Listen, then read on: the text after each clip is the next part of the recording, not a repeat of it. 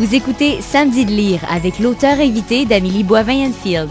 Alors Mélanie, on est rendu au moment de l'émission où c'est à mon tour de te présenter plusieurs livres que j'ai lus cette semaine. Il y en a quand même une pile assez grosse. Hey, c'est cool ça. On commence ça avec Cendrillon. Ben oui. La biographie autorisée. Raconte-moi pourquoi Cendrillon a autorisé cette bio. Ben c'est la biographie autorisée de Daniel Gay. Et c'est Cendrillon, qui est une personne qui a réellement vécu, qui a approché le biographe pour qu'il écrive sa biographie. Alors, le vrai nom de Cendrillon, c'est Lucette Boquet. Ah, c'est drôle.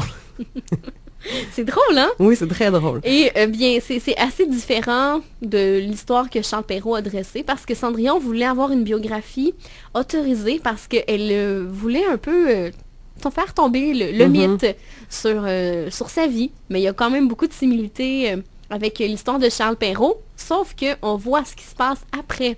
Ah, j'aime ça. Daniel Gay est un peu tordu, lui aussi. Alors, ça se passe après, avec les grossesses, le mariage, sa vie, parce que le livre de Charles Perrault termine en se disant « Ils vécurent heureux et eurent beaucoup d'enfants Alors, on sait ce qui se passe après. Ce qui est intéressant aussi, c'est que l'auteur est allé rencontrer la fameuse mauvaise belle-mère, les demi-sœurs, le père de Cendrillon. Alors, c'est vraiment très drôle. Ah, cool, je vais lire ça.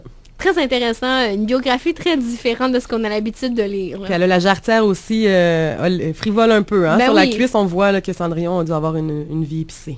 Ben oui, puis c'est la princesse du peuple, Cendrillon.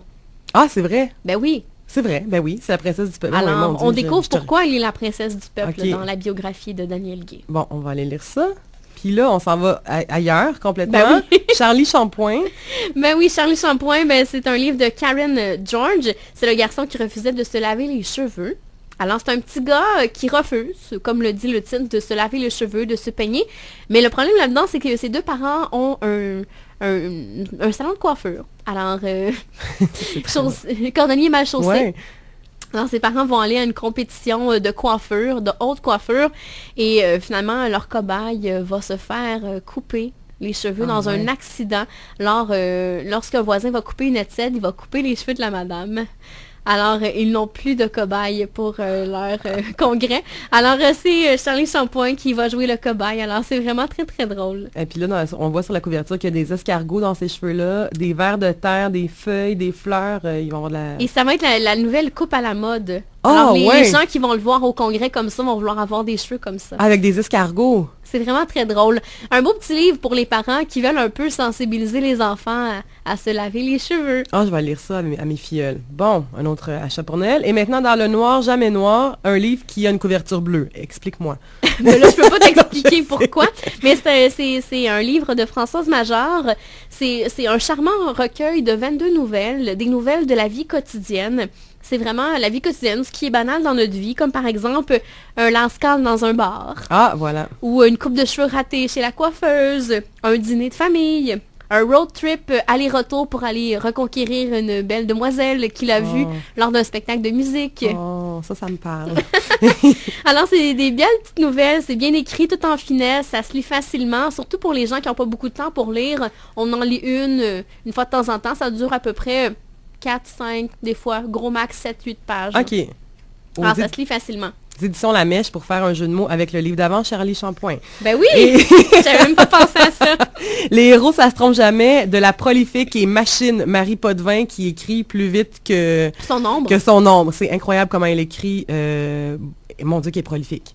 J'aimerais cool. savoir le nombre de millions de mots qu'elle écrit dans une année. Et c'est que Marie travaille à temps plein Oui, et a des enfants. Il y a des enfants. Et elle est très active sur Facebook et Twitter. Et 20 000 personnes qui la suivent sur son compte. Alors, Les héros, ça se trompe jamais, c'est le tome 1 d'une trilogie. Et on fait la connaissance de 3 frères, les 3 frères Godin, qui travaillent tous dans l'entreprise familiale. Alors, ils sont complètement différents, les 3. Alors, on a Max, qui est l'aîné, qui est le tombeur des dames. On a Philippe, qui est papa, qui a perdu sa femme, qui est décédée il y a quelques années. Et on a Sylvain, qui est l'homme à tout faire de l'entreprise, qui est dans une petite vie quotidienne avec sa conjointe. Et là, tu t'en doutes bien, coup de foudre qui va arriver dans la vie de ces 3 hommes-là, qui va venir chambouler la vie de tous. Avec la même fille, les 3? Ben, il y a une fille que les deux frères voudraient avoir, je ne nommerai pas lesquels. Okay. Il y en a un autre qui, comment je pourrais dire, il va rencontrer une fille dans un bar, mais il allait déjà rencontrer une autre fille. Il il y avait comme une date dans un bar, mais là, dans un autre bar, il aura croisé une autre fille, puis là, finalement, ben, il veut rester avec la fille avec qui il est. Ça arrive, hein, que les garçons font ça, ils savent pas se décider, puis là, ils aiment les deux. Puis là, ça, c'est le tome 1, donc j'imagine que dans le 2 et dans le 3, le 3 est sorti ou il s'en vient? Le 2 s'en vient Le 2 s'en à vient, l'hiver 2014 et on aura le tome 3 à l'automne 2014. Et ce qui est intéressant, c'est qu'il y a une panoplie de personnages dans ce roman-là, mais Marie a bien pensé en nous mettant un lexique de personnages au début, alors quand on n'est pas certain le lien avec telle et telle personne, mais on a juste à se référer au début et on sait vraiment le lien de tout le monde. C'est vraiment très intéressant. Un beau livre de comédie romantique, parce que je dirais pas chick-lit, parce que Marie n'aime pas qu'on dise que c'est de la chick-lit, c'est de la comédie romantique. Elle a raison, c'est pas le fun de se faire dire chick-lit, mais... non, mais c'est vrai que c'est pas de la chick-lit, c'est plus de la comédie romantique, un peu comme un film de comédie romantique. Ah ben, c'est intéressant. OK, ça va coûter très cher pour Noël. Maintenant, Emmanuel Catan, le chanceux, tu me dis qu'il habite à New York. Oui. Le portrait de la reine. Et ça se passe à New York, Mélanie. Alors, c'est l'histoire de Rick Boisvert, qui est un travailleur qui, chaque fin de semaine, va se promener et va toujours manger chaque samedi matin au Upper Diner sur la 1er avenue à New York. Et là, une journée, pendant qu'il est en train de déjeuner, il croise une dame avec un imperméable jaune, avec son petit chien. Et là, il est convaincu qu'il a vu la reine Élisabeth. Oh! Et là, finalement, il va décider d'aller voir cette dame-là en lui disant... Mais en n'étant pas dérangeant, en disant « Je m'excuse, madame, je sais qui vous êtes, mais tu sais... » Puis c'est vraiment très drôle. Puis là, la dame le prend pour un fou, elle pense qu'il veut voler son sac à main, puis elle lui dit « Si vous arrêtez pas, je vais appeler la police. » La semaine suivante, la même dame se promène avec son chien, mais elle a un imperméable bleu cette fois-ci.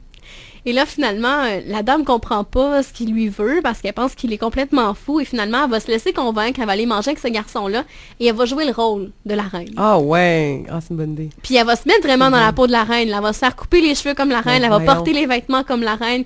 C'est vraiment très, très, très drôle. Et c'est un beau petit roman, très humoristique. Et on nous dresse un peu... On va comprendre un peu pourquoi chacun des personnages fait ça. Ah ouais. Pourquoi la dame accepte de jouer le rôle. Ben oui, il faut lire. OK. C'est vraiment très mignon. Ah, OK. Bon, on termine avec 4 saisons dans mes chaudrons de Monsieur Joël. C'est mon ami, donc on s'appelle affectueusement Monsieur Joël et Madame Mélanie. Joël Legendre, on a fait rapidement, on a fait du bénévolat ensemble dans l'école de son fils. Ah oui? Et tous les élèves devaient nous appeler Monsieur Joël et Madame Mélanie. Fait que ça fait 3 ans qu'on s'appelle comme ça. C'est bien drôle, ouais, fait que je lis celui-là. J'ai pas encore essayé les recettes. J'ai le premier également. Alors, parle-moi-en. Moi, je suis une fan de cette simplicité qui amène dans nos chaudrons, donc je t'écoute. Cuisine réconfortante, on est au mois de novembre.